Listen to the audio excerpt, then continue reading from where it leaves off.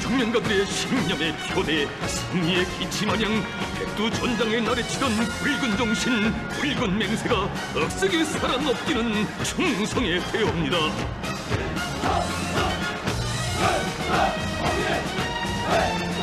지금 광장으로 조국의 600여리 전선을 지켜선 전선 대전합부대 정대들이 결적의 기상인 자기의 군기도를 앞세우고 고무당당히 들어서고 있습니다.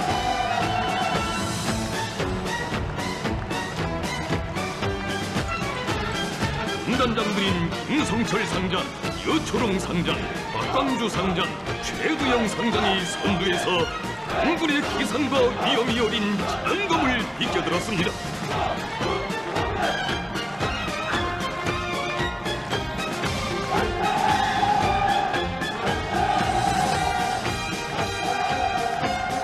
이의 존엄을 건드리는 자, 이 땅에 살아 숨쉴 것 없다.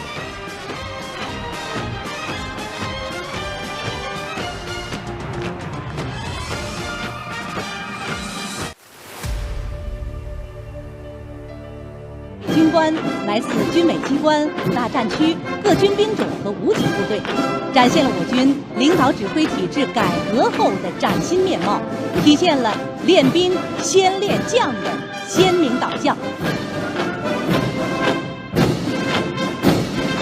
加油！跑！现在走来的是陆军方队。 领队是林向阳少将、唐兴华少将。作为人民军队中最早诞生的军种，从战火硝烟中一路走来，人民陆军正加快提高精确作战、立体作战、全域作战、多能作战、持续作战的能力。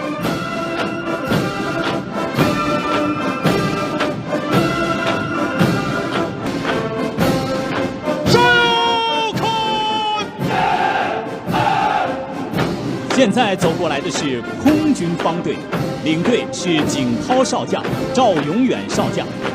人民空军成立不久后就开赴战场，为捍卫和平而战。70年搏击长空，逐梦蓝天，与共和国一起展翅高飞。今天的人民空军正向着空天一体、攻防兼备的战略目标迈进。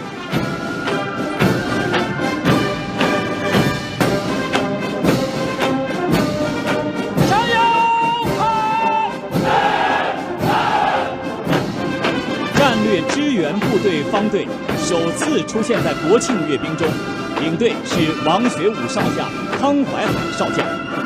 战略支援部队在改革强军中诞生，为人民军队输送现代战争内功，是维护国家安全的新型。